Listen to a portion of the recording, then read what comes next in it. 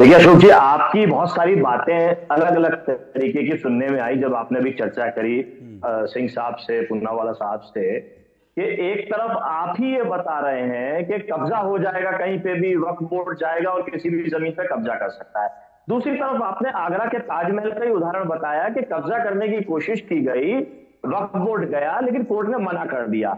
यानी मना करने का अधिकार किसी के पास है? आपके अभी चर्चा के विषय से एक विश्लेषण निकल करके आया। अब थोड़ा सा हम समझने की कोशिश करते हैं वक्फ का मतलब क्या है।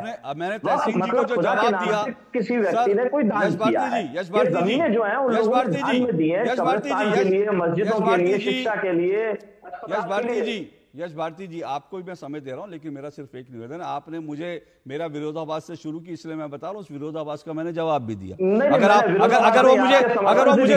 अगर वो मुझे रिपीट करना पड़े तो मैं रिपीट कर देता हूं। मुझे बताइए, वो गरीब किसान कहां जाएगा? वो सुप्रीम कोर्ट जाएगा, वो कपिल सिब्बल को लेकर जाएगा, या आपकी पार्टी में भी बड़े बड़े वकील होंगे उनको लेकर वो गरीब किसान जाएगा? सुन्नी वक्फ बोर्ड की बात मत कीजिए। और ताजमहल को अपने नाम लिखवाने के लिए जाना, जो आर्कियोलॉजिकल सर्वे ऑफ इंडिया जिसकी देखरेख करता है, ताजमहल को अपने नाम लिखवाने जाना और एक गरीब किसान के पास अचानक उसको पता चलता है पूरा गांव वक्फ बोर्ड का, दोनों में फर्क है सर। आप तो पढ़े लिखे प्रवक्ता हैं, इतना समझते होंगे दोनों घटनाओं में फर्क। सर मुझे बोलने का मौका दे दीजिए, फिर आप अपने बात कीजिएगा। आप ही को जज तो आप ही है ना, जज की भूमिका में यहाँ निर्णय तो आप ही का चलेगा। मुझे मेरा समझ दे दीजिए, पूरी बात आ जाएगी। और आप ही की विचार के हिसाब से मैं बात कह रहा हूँ, मैं अपने विचार नहीं टोक रहा हूँ। जो विचार आपकी बातों से निकल के आ रहा है वही मैं रिपीट कर रहा हूँ। अब आपने कहा कि कोई गरीब किसान, कमजोर, आर्थिक रूप से कमजोर व्यक्ति कोर्ट में जाएगा, न्यायालय में जाएगा, महंगी फीस वाले वकील होंगे, कुछ वकीलों को व्यक्तिगत लोग लेकर के आप टिप्पणी कर रहे हैं। वकील की तो लगभग चाहे कम फीस हो चाहे ज्यादा फीस हो, जो गरीब कमजोर, आर्थिक रूप से कमजोर, उसके लिए तो फीस देना अपने आप में कमजोरी वाला काम है। वो मजबूर है बेचारा देने के लिए।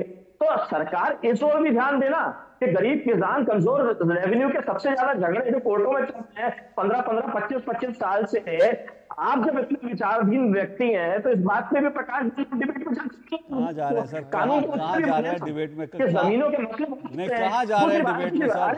विषय पर आ जाइए यश भारती जी, विषय पर आ जाइए। हाँ, विषय यही है जो आपने कहा कि गरीब कमजोर किसान कब जाएगा, तो कानूनी प्रक्रिया है ना कि वकील को फीस देनी पड़ेगी।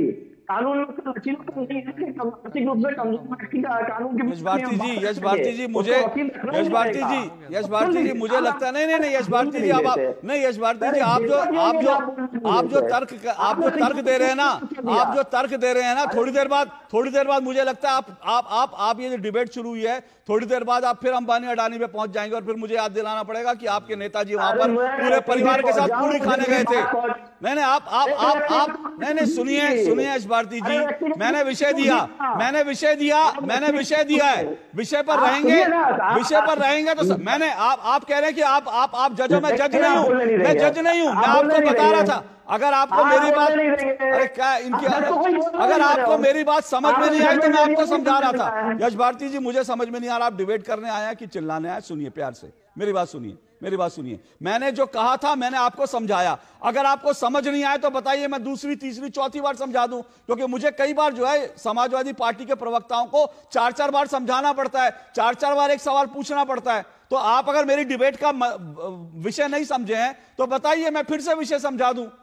मेरा विषय यह नहीं है कि वकील को 15 लाख रुपए देने पड़ते हैं। मैंने एक उदाहरण के तौर पर बताया कि सुन्नी वक्फ बोर्ड जा सकता है कोर्ट में और वो जमीन लिखवाने जा सकता है, लेकिन एक गरीब किसान के साथ जो वक्फ बोर्ड कर रहा है उसके लिए उसको वकील की जरूरत नहीं है, उसके लिए ट्रांसपेरेंट, संशोधित वक्फ बोर्ड कानून की जरूरत है। बोलिए, अब कुछ भी विषय पे बोलिए। मुझे बोलने दीजिए और आप मुझे अपनी बात रखने दीजिए, उसके बाद अपना विषय पे बात रखेगा। विषय पे बात करके पूरी पार्टी को सर, तहसीन जी ने अपनी बात रखी, मैंने नहीं रोका, विषय पे बोल रहे थे।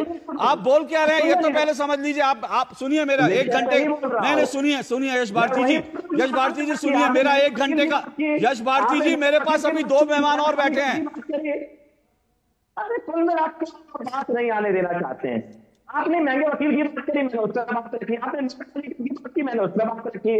अब दूसरी बात सुन लीजिए, अरे परिषद का वक्फ बोर्ड का अध्यक्ष होता कौन है? केंद्रीय मंत्री। सर कुछ तैयारी, मैं सैयद जवाद के पास जा रहा हूं, आप कुछ तैयारी कर लीजिए, विषय के बारे में पढ़ लीजिए, मैं फिर आ जाता हूं। सर आप तैयारी कर लीजिए, विषय पे पढ़ लीजिए। मेरा विषय वकील साहब नहीं है, मेरा विषय वक्फ संशोधन बिल है। थोड़ी तैयारी कर लीजिए, मैं आ जाता हूं आपके पास, दो मिनट में फिर आता हूं, आपको पूरा वक्त दूंगा, लेकिन विषय पर बोलेंगे तो अच्छा लगेगा मेरे दर्शक। यश भारती जी, इस पूरे विषय को लेकर अपनी बात रखिए। क्या आपको लगता है ये जो संशोधन आ रहा है, फिर कह रहा हूं सरकार कह रही है कि ट्रांसपेरेंट और इसको अकाउंटेबल बनाने के लिए आ रहा है, आप लोगों का विरोध है? अगर विरोध है तो क्या है, बताइए। देखिए, विरोध की बात और समर्थन की बात नहीं है। जब चर्चा हो रही है तो सभी पहलू पे चर्चा होगी, जैसे आपने किया। तो इसमें पहलू ये भी है कि हम धार्मिक रूप पे अगर टारगेट करेंगे तो दिक्कत है, और अगर हम वाकई में अच्छाई बढ़ाने के लिए, बुराई को खत्म करने के लिए बात कर रहे हैं, तो हम अच्छाई को बढ़ाने की बात करेंगे।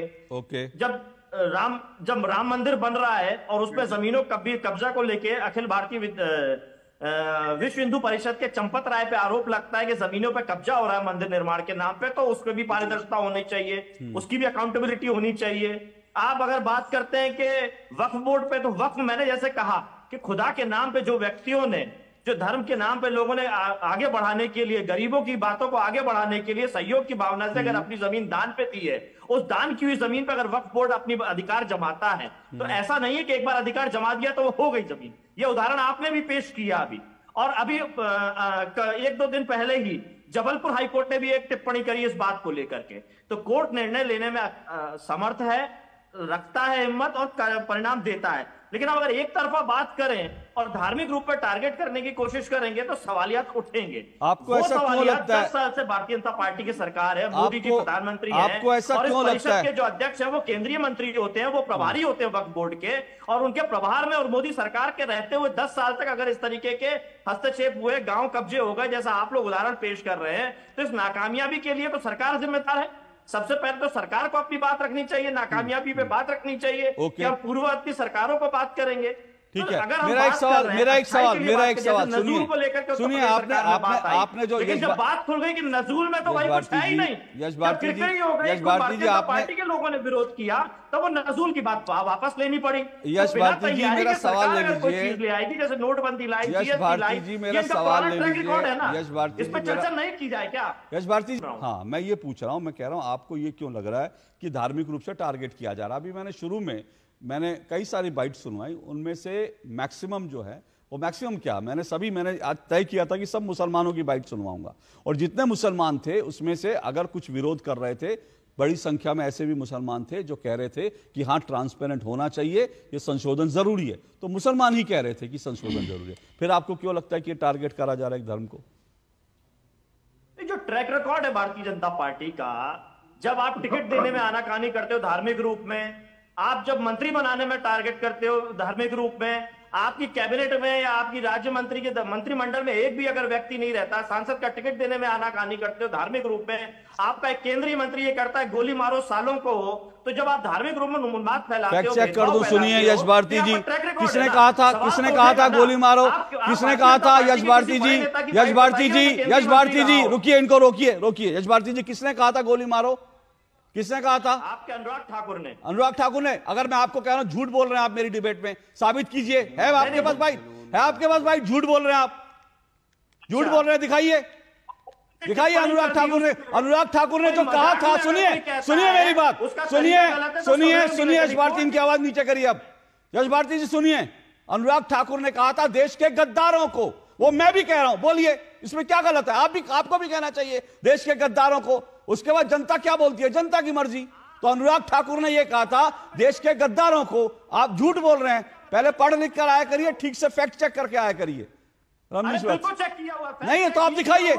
चलिए चुनौती देता हूं यश भारती, चुनौती देता हूं, निकालिए बाइट निकाल के सुनाइए कि अनुराग ठाकुर ने कहा गोली मारो। निकालो बाइट, निकालो, अभी चलाऊंगा, अभी निकालो बाइट, चलाता हूं। आप लोग एजेंडा बनाने में आते हैं क्योंकि आपको लगता है कि बीजेपी ने मुसलमानों को टिकट नहीं दिया, इसलिए मुसलमानों को टारगेट करने के लिए कानून आ रही। कैसे, कम से कम तर्क दीजिए ऐसे जिस पर अच्छी डिबेट हो सके। आरपी सिंह जी